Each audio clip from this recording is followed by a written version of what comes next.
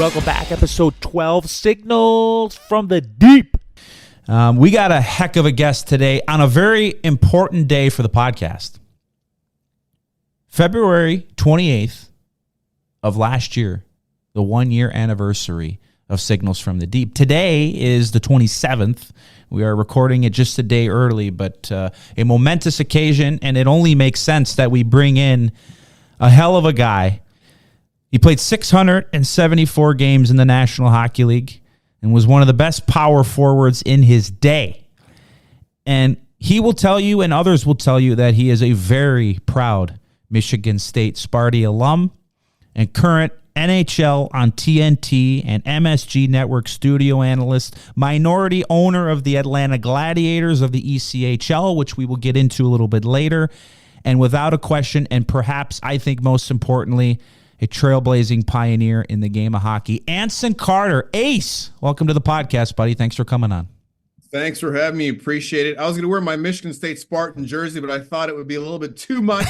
I didn't know if the Kraken fans are ready for that just yet, so I came as is in a neutral hoodie, no logos, no nothing. There you go, and you're styling and profiling. I love it. So let's just jump right in, Ace. Anytime I have anybody on the podcast, the first question I got to ask, for the great career that you had, everyone has a start in hockey. What was your start? Where did you develop the passion for the game?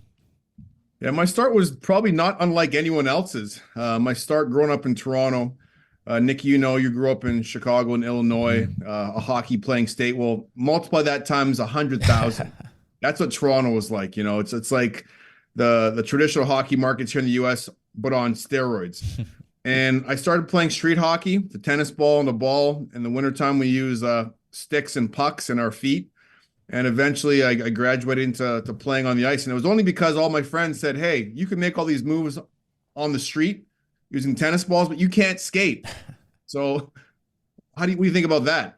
And my competitive nature, I used to sit around and watch Hockey Night in Canada every single Saturday. In fact, I used to sit around doing wall squats, trying to build my quads up watching Hockey Night in Canada.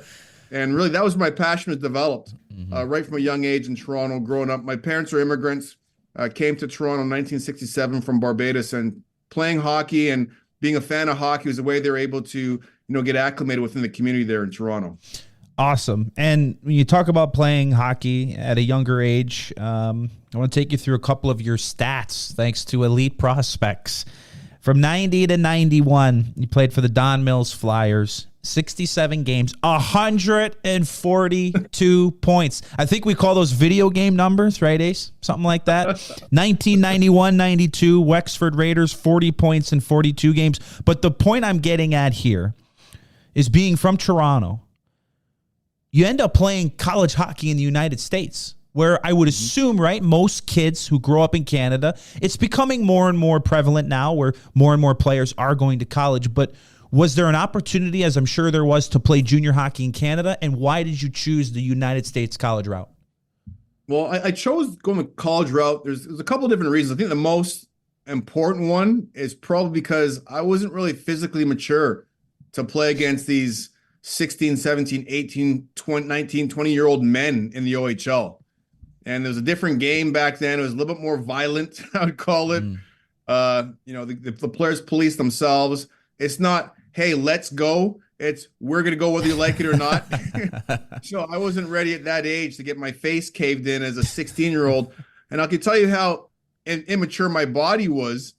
When I was drafted in the National Hockey League, Nick, I was 6'1.5", 154 pounds as an 18-year-old. So imagine me as a 16-year-old. Like, it wasn't happening. I think everyone knew I wanted to go the college route. And also a big part of it was I never saw a ton of black players playing in the league, to be perfectly candid.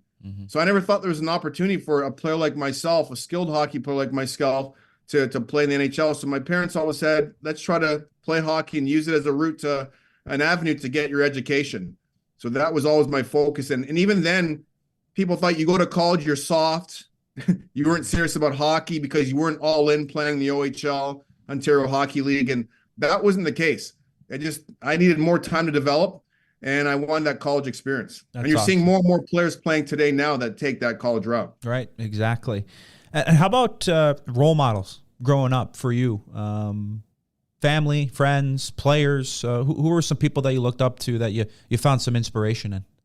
I would say first and foremost, my parents, my mom and dad. Uh, I was blessed to grow up in an amazing household in Toronto where I'm a middle child, older sister Michelle. She played soccer at University of Western Ontario. My brother David, he's an amazing chef, went to Culinary Institute in Windsor. But I think my parents were probably the two biggest influences in my life because you'd always hear over the years when you listen to people talk about the game when I was growing up, and they would talk about these kids from Western Canada, from the prairies, good old Alberta boy. Family was farmers. They get up early, great roots, great work ethic. That's what a good hockey family is like. And I always said my family's the same thing. My parents came to Canada with squat, without two nickels to rub together.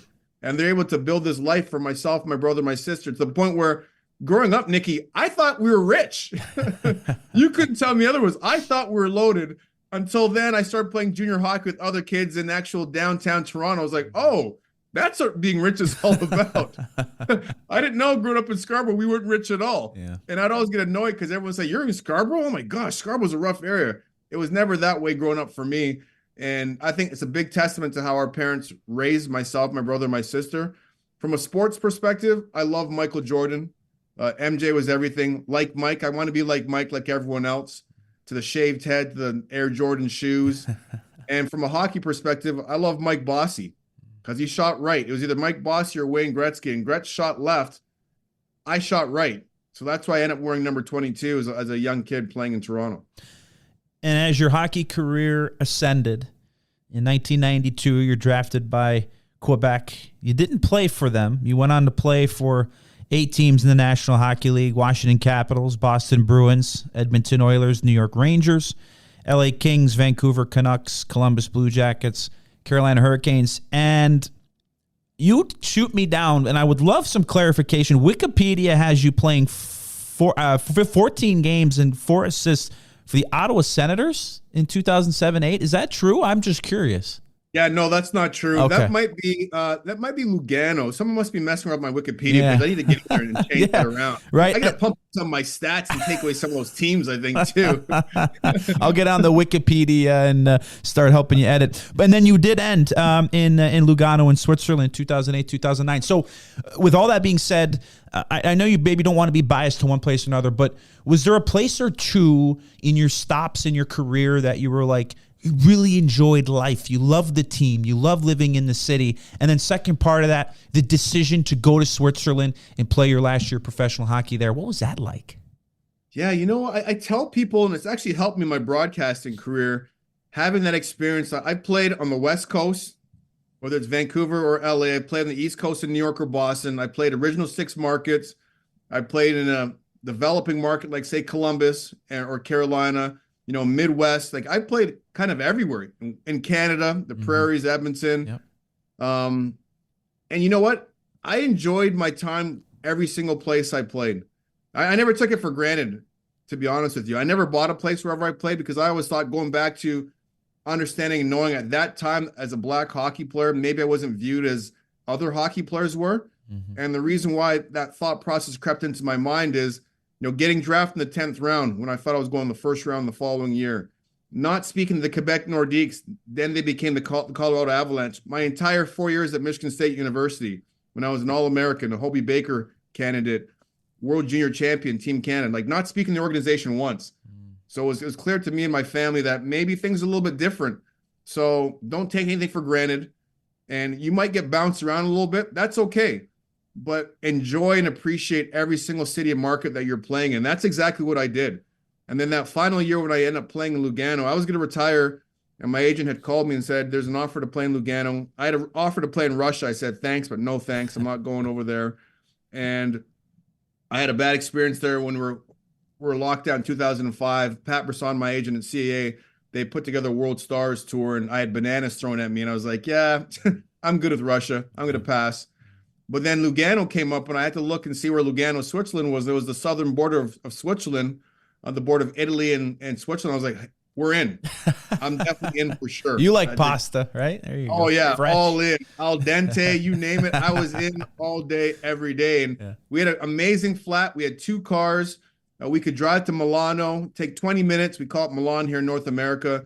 Lake Como was like 15-minute drive next to Lake Lugano. Like it was beautiful. And my youngest daughter was, I think, Michaela was 2, so she was still pretty young.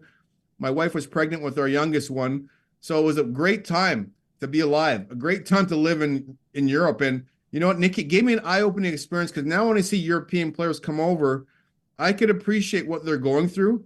Like at that time, I was 34 years old, so I had a lot of life experience under my belt, but I could appreciate what an 18 or 19-year-old kid would be going through coming from Switzerland or Finland or Sweden or Russia and the challenges they might face.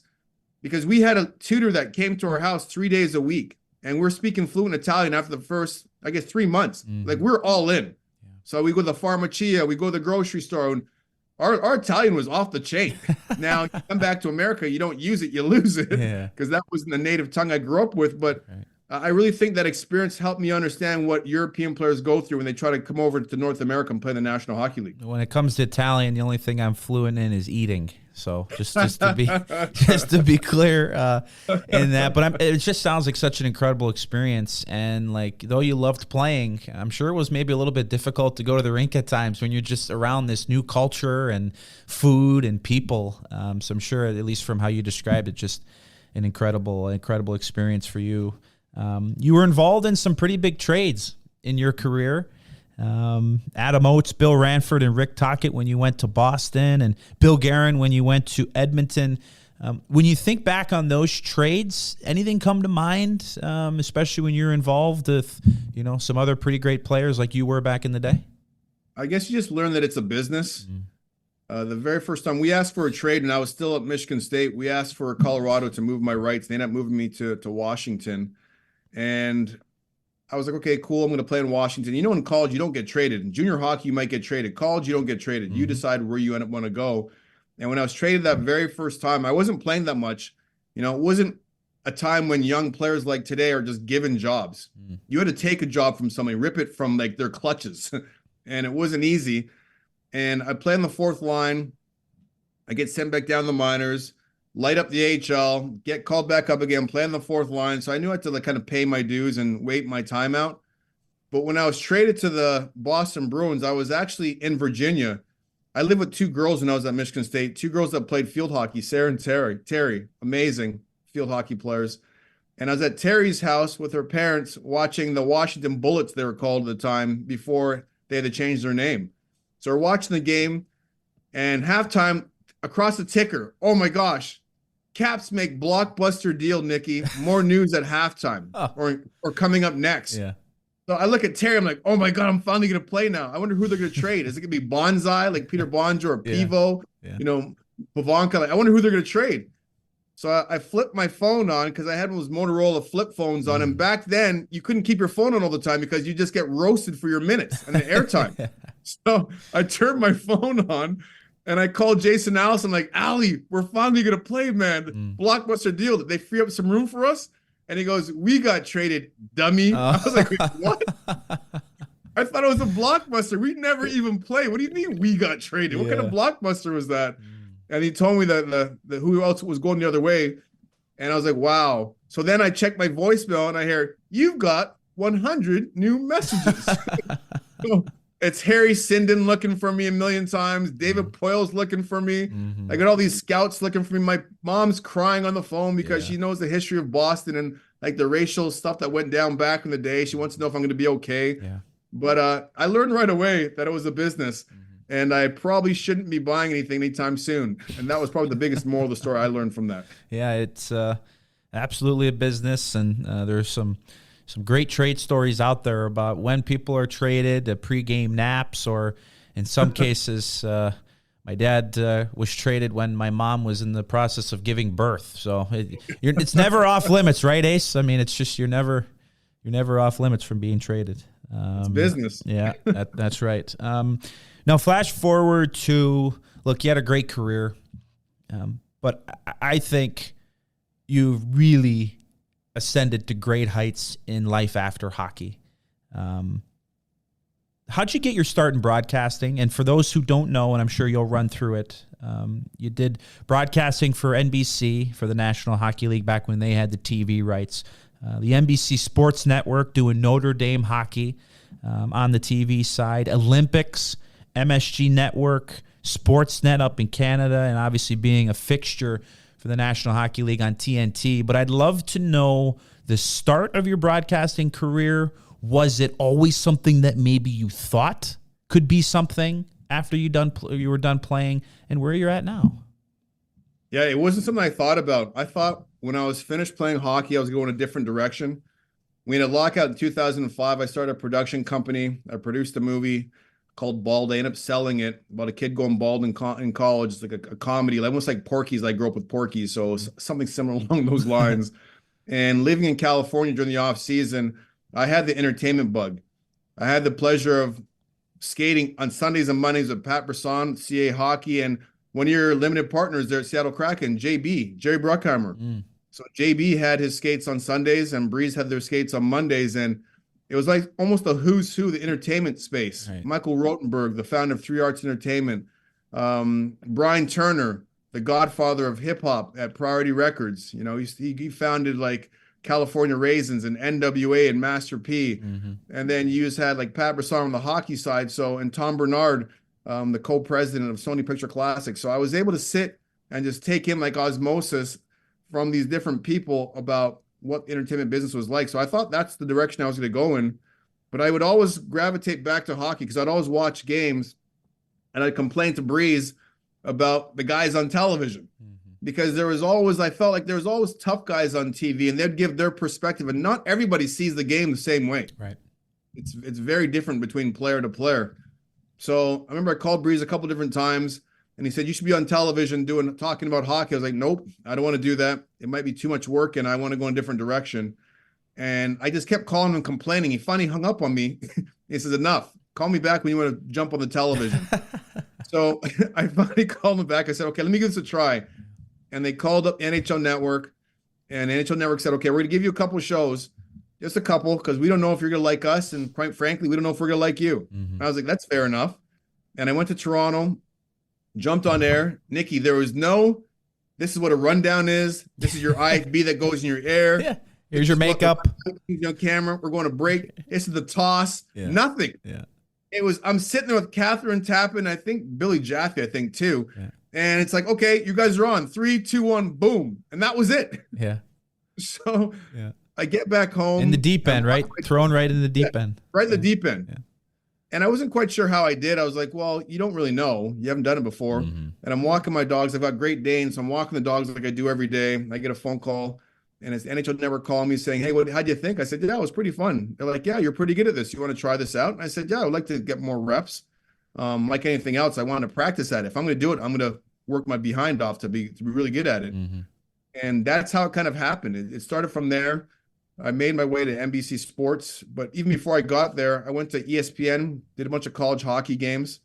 I did some games for Fox Sports for LA Kings, Luke Robitaille and that group out there. And I went to NBC Sports. I was very fortunate to have Sam Flood be the boss there. He liked my work there. So I'm eternally grateful for Sam and, give me the opportunity to go there and work there. And then I did college hockey there. I did world championships at 4 o'clock in the morning. I put in some Olympic shifts. I was willing to do, Nikki, anything that I had to do to get those reps. People think you just jump on TV and you're on national TV and that's how it works. I was grinding. College hockey, wasn't sure how many people were watching, but I was preparing like it was a Stanley Cup final. World championships, Latvia's playing against Czechia.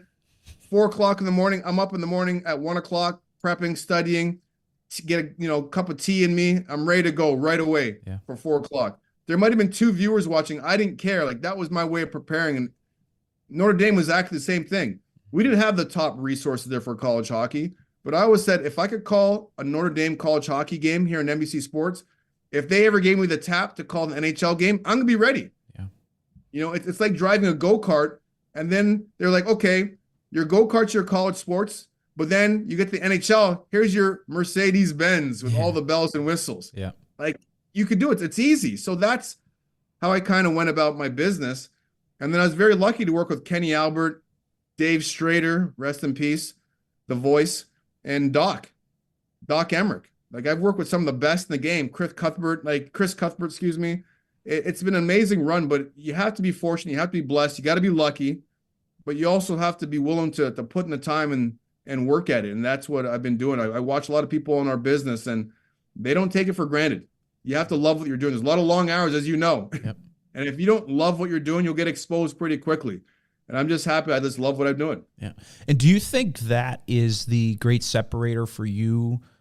Is the work ethic? I'm sure the same exactly as when you were a player, hardest working guy, and in the broadcasting business now. Because look, everybody has a different style. Everybody does things a little bit differently. But do you think it is not only the reps that you've gotten, but the amount of prep you put into every show, to every game, to every appearance that you're a part of? It certainly is. And I go back to my parents again. My parents, it was drilled into my head. It's not a fair world. Like, don't let anyone tell you that it's fair. It's not fair. And you have to understand, as a black man in this world, as a black woman, you've got to work twice as hard at whatever you want to try to achieve. Whether it's right or wrong, you need to have that mentality. And that's the mentality that I always took. Whether I was drafted in the 10th round, as I worked my rear end off to be an All-American at school, carve out a decent NHL career, to being on television now, I don't want to be outworked. I always thought when I was growing up, there was some kid throwing around tires, lifting iron bars, throwing chains around in Siberia somewhere, trying to get to the National Hockey League. Yeah. So who am I to pass up that free gym membership, at Premier Fitness to, not work out? And it's the same as an analyst now too. I watch hockey 24/7, to the point where my kids are always yelling at me, "Daddy, you watching hockey again? I got the game on the family room, game in the living room, game in the master bedroom, game up here in my office. Yeah. I've got games on everywhere. So if I leave the room, I can always pick up on the game and see what's going on." Right. And I say to my kids, "Hey, you like those shoes you're wearing? You're watching is paying for those shoes, okay? So settle down." Quit beaking me back there. Put it into perspective, right? So they pipe down pretty quick after I say that. Yeah, that's awesome. Another part of your career that as you have evolved into is owner of a hockey team. Take me through that process of the Atlanta Gladiators of the ECHL. Yeah, I've always wanted to get involved with ownership, even back to the NHL side. Back in 2005, we were locked out. I had spoken to the league about, I had a friend of mine in LA. We tried to buy the Ducks, and it goes back to sitting in those rooms with JB, Jerry Bruckheimer, and Pat Brisson, and Anders Eisner. His dad, Michael, is the chairman of Disney, and he was telling me that the Ducks are for sale. If you put $25 million together, you could have them. And that kind of started my process off, looking and seeing what that would look like. Because I always thought that having an impact on the game, yeah, you can play the game, it's cool, but to have a real impact, you want to have a seat at the table at the ownership level. And that's always where my head has been. Being here in Atlanta since 2009, I've always looked at being a potential opportunity here to have a team here, because I raised $400 million from a Swiss group to try to buy the Thrashers back then, the Hawks, Phillips Arena. It didn't happen, but we ended up staying here. And I've always believed in this market here in Atlanta. So when the Gladiators became available, I jumped on it with my partner, Alex Campbell. It was a real distressed asset. Like, we knew going in, like, what we had to do. Like, we only had like 2 or 3 employees. Everyone had quit. Accounts were closed. It wasn't the ideal, like, smooth transition to an asset that was like performing very well. So we've had to roll up our sleeves the last 2 years and put a lot of different things in place to turn things around off the ice. But it was a learning experience for me, because I've got all this knowledge, institutional knowledge at the NHL level, but not from the ECHL level. So it's been a great learning experience to understand how this league works. And my biggest takeaway from the first 2 years is having access to players. For the NHL, everyone's trying to get to the NHL, so you could get ECHL players, AHL players, KHL players, Swedish Elite League, whatever. But when you're in the ECHL, you're a little bit lower down the totem pole. Right. So it becomes a struggle to find players if you run into injuries, or if your NHL affiliate pulls your guys up. So, and you got that, plus we get a 2-prong approach. Yes, we want to try to win a Kelly Cup championship, but we also want to develop our players and be a place where players want to play, so they get the chance to get elevated up to the AHL. So it's been a great experience so far. It's been a great learning experience, but my eyes are on the prize. I want to try to continue to grow hockey here, whether it's the amateur level, the minor pro hockey level, or maybe one day the NHL will come back. Yeah, and similar to what's going on here in Seattle, where the growth of the game is continuing, and obviously when you have a National Hockey League franchise, it's going to put everything through the roof. I'd love to know, can you describe the market down in Atlanta? What is the hockey market like? What's the hunger? What's the thirst for hockey? Oh, there's tons of hunger here. There's it's I don't want to say it's insatiable because it's not Toronto just yet because we don't have an NHL team. But when a team comes back, you're going to see, like, when the team left here, it wasn't because there was a lack of support. It was because the team wasn't tied to the arena bonds downtown. You know, it was called Phillips Arena back then. The Atlanta Hawks were tied to the bonds. The Thrashers weren't tied to the bonds. And the ownership group back then wasn't the strongest. They were pro basketball. They didn't really live here in the marketplace. So you put all that stuff together, plus the location being downtown, you got a recipe for disaster. Now, the hockey playing community is uptown, either here in Buckhead where I live, or North Fulton County, or up in Duluth, or up in Cobb County. That's where the hockey fans are. And that's where the Atlanta Fire is, the Atlanta Phoenix, the Mad Hatters, the Junior Thrashers, the Lady Thrashers, Center Ice. All the hockey organizations, minor hockey organizations, are north of downtown. And everyone's like hungry for the game of hockey. So we've seen a lot of growth in population because the population shift after the pandemic, everyone moving down south. Right. And a lot of those folks are coming from the Midwest, like Chicago and St. Louis, and coming from the Northeast, like Pennsylvania and New York. So you're seeing a lot more hockey fans down here than you even had back in 2009 when I moved here, which has been very encouraging. Yeah, and the importance, too, of grassroots, right? Getting youth, getting everybody involved as quickly as they can, even if it's just, hey, I have interest in wanting to go out and skate, and then maybe skating leads to actually playing hockey. So keep up the good work down there and just growing the game, right? I mean, that's, at the end of the day, we love what we do, but to be able to grow the game and get it in front of more people and more accessibility for kids and for adults who want to try it, that's, I think, the biggest thing for me. So good on you, Ace, for leading the charge down there. And speaking about leading and being a leader, it is Black History Month. It is Black Hockey History Month, and I'd love to get some insight from you on when you look back on your career. With that in mind, what are some things you are proud of? The things that you helped pioneer. And to be real, and I know you're an incredibly honest guy, some of the difficulties that you face, because I know that those are very important to talk about as well. For example, what you brought up earlier about what happened to you in Russia, and other things that you've been through that have made you stronger, but have also helped you be a real leader to a lot of other kids and hockey players and people in society that want to do what they love. Yeah, there's so many things, and if you know me well enough, you're right. I've never been one to bite my tongue. And maybe it works against me before, and now it's working in my favor. Yeah. But I've always been brutally honest about everything, and you're going to know exactly what you're getting from me. It's really black and white. There's no real gray area with me. I'd say the thing I'm most proud of is just establishing a face for the game for kids that look like me coming up, where you don't feel like you have to be a tough guy or a fighter. I thought when I was growing up, I didn't see many black players in the National Hockey League, and if I did, they were like tough guys. And I thought the first part of my career, my first year or two, I was getting pigeonholed into that role. My first year in particular, not my first 2 years, my first year, where they tried to make me into a fourth line guy, and I was like, it's not happening. You know, I had, I think, 19 goals in 20 games, I think, or 27 games in the AHL. Like, nothing about my game said I'm going to be a tough guy. So I was willing to be a little bit more patient, whereas other black players I would speak to said they had to take that role because they were so hungry to get to the National Hockey League. And I said, no, I'm going to be a little bit more patient, and I'm going to take my time. I'm going to play the game I want to play because I want other kids coming up after me that look like me, and their parents, more importantly, to say, hey, you could play in the NHL. You don't have to be just a tough guy. You could be a scorer or a top 4 defenseman or a top 6 winger or what have you. So that's probably the most important thing that I was able to feel most proud about. When it came to my career and some of the difficulties, I think a lot of it showed the ugly side of the game when it came to the contract negotiating. You know, the teams were always trying to say, well, you're not going to be paid what the other guy is being paid. They wouldn't come out to your face directly and say that, but with NHLPA, we always had a list of 10 comps whenever your deal's up. And I always told my agent, Breeze, Pat Brisson, Jim Nice, D. Rizzo, Steve Rich, I said, guys, just put me in the middle of that group. I don't have to be in the top part of that 10. I don't want to be in the bottom part. Put me in the middle part, and I'm good. Yeah.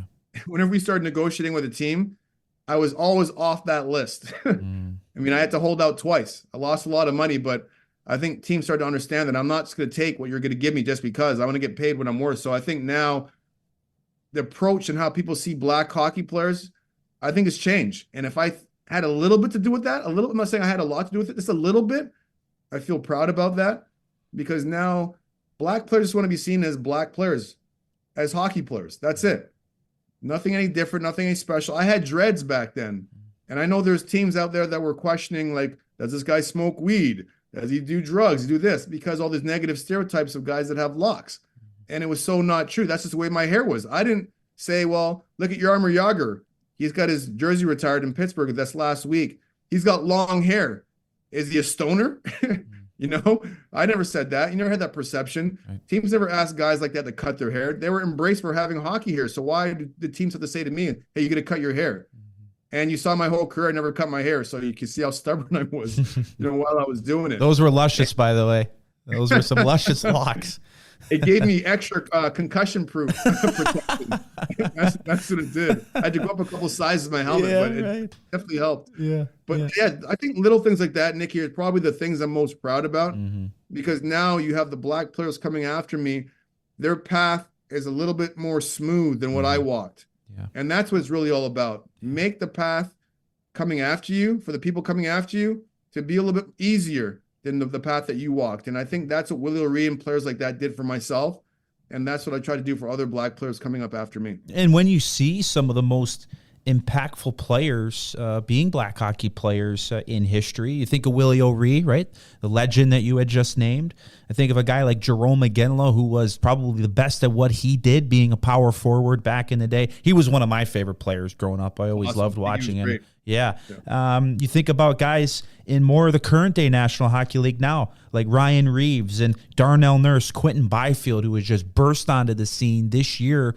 What is the future for these guys? And when you see these guys being impactful players, not just being pigeonholed into the tough guy role, like you had said earlier, which was what others were trying to get you to do in your career. But when you see this, does it just give hope or it say, hey, if you're a good player, it doesn't matter what you look like, you're going to be a good player and play?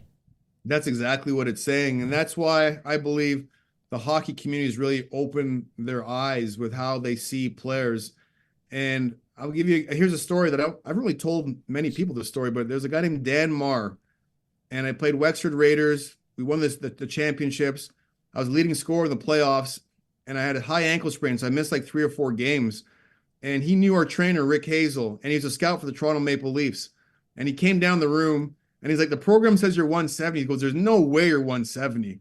And now keep in mind, when I was drafted, I was like 154 soaking wet. I was like, no, I'm not, whatever. But he started grilling me about why I didn't want to play basketball. I was like, what? I'm like, I'm a hockey player. I got hockey gear on. Like, what are you talking about? Why are you grilling me about basketball? Like, Nicky, I'm sure he wouldn't be grilling you about basketball, but it was clear why he was grilling me at the time.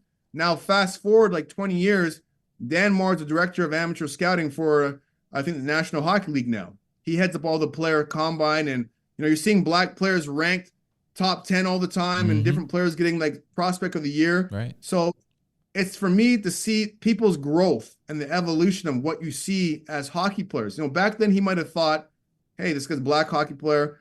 Is he really a hockey prospect? Should he be playing basketball? We don't see many black players playing. I don't really know. To now, black players playing out there is like, it's been normalized. So these players are just being evaluated like everybody else. That's why Quentin Byfield could go second overall. That's why Darnell Nurse could go in the first round to Edmonton Oilers. That's why Evander Kane could go in the first round to the Atlanta Thrashers. Because people's thoughts about black players have evolved, and now a black hockey player is a normal sight to see. So I love that about the game. I love that's what we're seeing. And the players that you mentioned now, like, you have different roles in every team. Yeah. Whether you're shutdown D, an offensive D, you could be a tough guy still. You could be a power forward. You could be a goal scorer. But we could be anything you want to be, but we're just good hockey players, and I think we're good people. And how about the diversity work that the National Hockey League has done, in your opinion? And just to name a few, the United by Hockey Mobile Museum, which celebrates the game's trailblazers, Black History Month jerseys, which, some of them are incredible, and the Seattle Kraken had theirs just last night. before the Boston Bruins game. The Willie O'Ree Community Hero Award, which is given to those who make underrepresented communities feel welcome in hockey. So when you see these different elements that the league is trying to get everybody included into, does that make you feel good? And what's your opinion on some of those things that the National Hockey League, the powerhouse, is making sure that they can help be a catalyst for the change as well? It's amazing. I mean, you've been in the game, you've been around the game for a long time, whether it's yourself or your dad, nothing happens without support from the top. Mm-hmm. I don't care who you are. You can't go rogue without the support for the Commissioner Bettman, Deputy Commissioner Bill Daly, Kim Davis, now Marty Walsh, the Executive Director of the NHLPA. You have to have their buy-in. And they're 100% behind all these efforts, behind the change. You're starting to see that. I think it's going to have impact on the game, not the next couple years, the next 15 to 20 years. I think our game's going to look a lot different. I really do. That United by Hockey Mobile Museum is amazing. It goes in different communities to talk about the history of players of color that play the National Hockey League and also professional hockey in general, like Blake Bolden that played women's hockey and Angela James, Hockey Hall of Famer, and other women like that. But I think you have to have the collective efforts. It's not just one group. And I got to tip my hockey helmet, as your dad always says, to the members of my NHL Player Inclusion Coalition. Mm-hmm. Like you mentioned some of those other groups before. It's not just one group that's going to help foster this change. You need many different groups. In our group, it has Seattle Kraken, Voice, JT Brown in there. They do amazing things within the hockey community. We're not always out front and visible and out in the forefront, but the people in our group do so many awesome things. And I'll give you an example of some of the stuff that we do.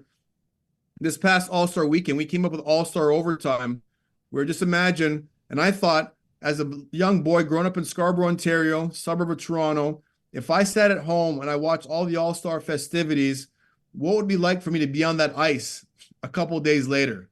Like that would just blow your mind. Right. So the National Hockey League, was able to welcome 40 girls to go watch the 3-on-3 PWHL 3-on-3 game on the Thursday. On the Friday, the NHL helped welcome 400 boys and girls to Fan Fest. And then after All-Star Weekend is over that Sunday, the Monday, we brought 30 boys and girls out to skate on Scotiabank Arena. Wow. We had a clinic for an hour. Yeah. And these kids' minds were blown. And then after that, it gets better. We took them in the Maple Leafs locker room so they could see where Willie Nylander gets dressed, where Austin Matthews ties his skates, where Morgan Riley tapes his stick up. We went on a tour of the Leafs locker room. And then we weren't done yet. We went to the NHL headquarters, went upstairs, NHL headquarters. The Stanley Cup was in the building. Wow. So they saw the Stanley Cup right there, which is a showstopper anywhere you go. And they had pizza and met with NHL executives. So a couple of the boys and girls, young people, they're high school students. I call them boys and girls because I feel like I'm old now. They were like, wow. Experience, Ace, not old, right? Just experience. That's right. Experience. They're just like, now I wish, like, I'm thinking about working in hockey. Like, how do I get a job in hockey? Not how do I play in the NHL? It's how do I work in the game of hockey? Right. And these are all kids that came from immigrant families. We're covered in 4 different languages that afternoon. It was such a beautiful thing to see. It was all about igniting that fuel and that passion in these kids that might not have had hockey on their radar. And that's just one small sample size of what we did for NHL All-Star Overtime. Mm-hmm. But we're looking to do stuff like this all over the marketplace. I know George Larac was in Seattle recently with JT Brown, and they had a ball hockey clinic there. Yeah. And this is happening over and over and over again, exposing our game to other people in different communities. And you mentioned the NHLPA Player Inclusion Coalition that you're a co-chair of. I would assume that when that was developed, it was kind of a no-brainer for you to want to jump on and take part. Like, what is your role? I'd love to know. Just take me through what exactly the impact you've had on there and what your impact has been on the coalition. Yeah, I'm fortunate to be the co-chair, but you know what? We've got a deep bench. Mm-hmm. Like, we really do. I think, when you play those great teams and anybody can wear the C? Yeah. That's what our team is all about. It really is. We have an extremely deep bench, and I'll take you through we had a bunch of presentations with different teams among the league, and they were looking for different candidates to try to hire in different positions. And we said, you guys have to diversify your front office a little bit. And there's a lot of quality candidates out there. And we had about 6 or 7 different people from our group present. And one of the executives on one of the teams said, well, where do we look? And I said, look at who presented to you guys today. Mhm. You have all these amazing men and women. You got Blake Bolden, you've got Julie Chu, Megan Duggan, Montoya. You have Ryan Reeves. You've got Cam Atkinson. You've got Zach Whitehead. You've got Abby Rock. I mean, I could go on and on and on. PK Subban, George Larac. Mhm. But I said it's not just about being diverse and being inclusive, because you talked about like Jamal Mayers or a Stanley Cup champion and all the stuff that we're doing within these locker rooms, of the educational practice that we're trying to implement with these locker rooms. He said our team would have been so much better if we had this. And this guy's a Stanley Cup champion. Mhm. And you've had people of color play on these NHL Stanley Cup champion teams, like Devontae Smith-Pelly has played. Keegan Colasar has played too. So it's about winning. It's about the right mentality. It's about diverse minds bringing diverse solutions. And we just have a lot of strong, amazing, smart men and women as part of our coalition that bring a lot of great ideas to the table. Another example of how we've been impactful, when a few years ago, we've had these incidents where these kids make racial slurs or gestures within the AHL, the ECHL. Mm-hmm. Well, we spent hours upon hours running through educational programs with these players to make sure that they kind of understand what they did and the ramifications of it. But more importantly, like, just learn and get better and be better people. Like, playing hockey is a privilege. Mm-hmm. It's not a right. You don't deserve to be in the NHL team just because you weren't born with a silver spoon in your mouth. Like, it's a right. I mean, it's a privilege to play in the NHL. So if you want to earn that privilege back again, you've got to take certain steps. And if you're not willing to do that, well, then see you later. Go and pump gas or do something else. Yeah. But to the credit for all these young players, they've been pretty open-minded to, what we're trying to bring to the table, because who better to talk about this stuff, Nikki, than someone like myself that's lived it. Right. And I'm talking as a person that's lived it, that wants to see the game get to a better place, not as a bitter person. Like, no one would know half these stories if I wasn't asked about it, because it's just something that I wasn't willing to share. It happened, but I need to work to make sure the game's in a better place. I'm not yelling at someone and pointing my finger saying, this guy, can't believe this. No, there's a reason why my parents tell me, you're driving a car, your windshield is way bigger than your rearview mirror. And you're supposed to spend most of your time looking forward, not behind you. Mm-hmm. So that's how I live my life. Yeah. Making the game better and the people in it. That's what really strikes me there, Ace. Don't stop the work. It's extremely important, obviously. And not that it means much for me, but you're doing an incredible job with it, and giving an opportunity to people who deserve it and people that are passionate about the game of hockey in whatever role or capacity it is. So, round of applause for you, man. You're doing an incredible job, and I know you won't stop. So please don't, for everybody. And on as we start to wrap up, with a little bit lesser of an important thing to talk about, I do want to get your thoughts on the Seattle Kraken. But important, but obviously this conversation being extremely important as well. But what have been your thoughts of the Kraken this year? As of today, as of record this, they're 5 points out of a playoff spot, 4 teams to jump. Consistency's been a little bit tough this year, but I would love your thoughts on the team this year, maybe some players that have stood out to you, and your thoughts on the team here in the Pacific Northwest. Yeah, before I go into that, I just want to give you a quick shout out too, Nikki. I think Kraken fans are very fortunate to have you. Speaking of someone that's passionate about the game, your passion just oozes out of you. And for a team that hasn't been in the NHL for more than 10 years, a new fan base, to have knowledgeable people like yourself talking about the game, educating them about the game, being passionate and loving the game, they're light years ahead of where a lot of these organizations are coming on the scene. So definitely appreciate your work. I want to thank you for having me. Thanks, as buddy. for the team I appreciate itself, that very much. Thank you. Yeah, you got it, man. You're doing an amazing job out there in Seattle. Thank you. Seeing it firsthand, going to the game before the Winter Classic, seeing the response to the fan base there. Yeah. Climate Pledge, and I think from the top down, the way that organization is built and ran, it really is a testament to people that get it, and they're being really intentional about getting it. From Climate Pledge, I mean, that name is sick. Mm-hmm. Climate Pledge Arena, to being cashless, to watching how everyone's being hired within that front office. Like, your front office looks like Seattle. That's what it looks like, and that's a beautiful thing. And on the ice, to have the success, getting the postseason last year, being there for the Winter Classic, hearing everyone stay and chanting Joey Decord. I mean, we got goosebumps hearing Joey. It was amazing. and seeing what Ron Francis is building there and thinking about long-term sustainability, I don't think I'd want to play the Kraken. I wouldn't want to play. You see McCann, he's a guy that Pittsburgh Penguins probably didn't utilize properly, and now he's out there as a 40-goal guy doing his thing. Jordan Eberle doing his thing as well, too. Vince Dunn, Stanley Cup champion in St. Louis. Now he's a nice two-way defenseman out there in Seattle. So I think there's a lot of good pieces that you have there. I think the one thing that I'm looking at is Shane Wright. He's that X factor to me. What's going to happen with Shane Wright? What's he going to develop into? Because I love everything else of what you guys are building out there. Can Shane Wright be that impactful second-line player? I don't know yet. And he's still young, and I think people are too quick to rush to judgment on young players without giving them a chance to really build. He's had a really good job. He's done a really good job in Coachella playing for the Firebirds, but I want to see what he takes that next step. Because you got Matty Beniers, who's had a bit of a tough year this year, but he's going to be fine. As long as you're willing to work, you're going to find your way out of any sort of dark hole you're going to be in. So I don't have any questions about Matty Beniers at all.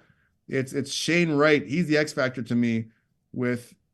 If he becomes the player everyone thought he could have been before the draft, I really think you guys are in for something special out there in Seattle. Right, and Shane has had an unreal season so far to this point with the Coachella Valley Firebirds, where he's played in 43 games and he's got 32 points. So it's been a real nice year for him down there. And I think the development aspect of it too, the American Hockey League, the ECHL, you're there to develop players.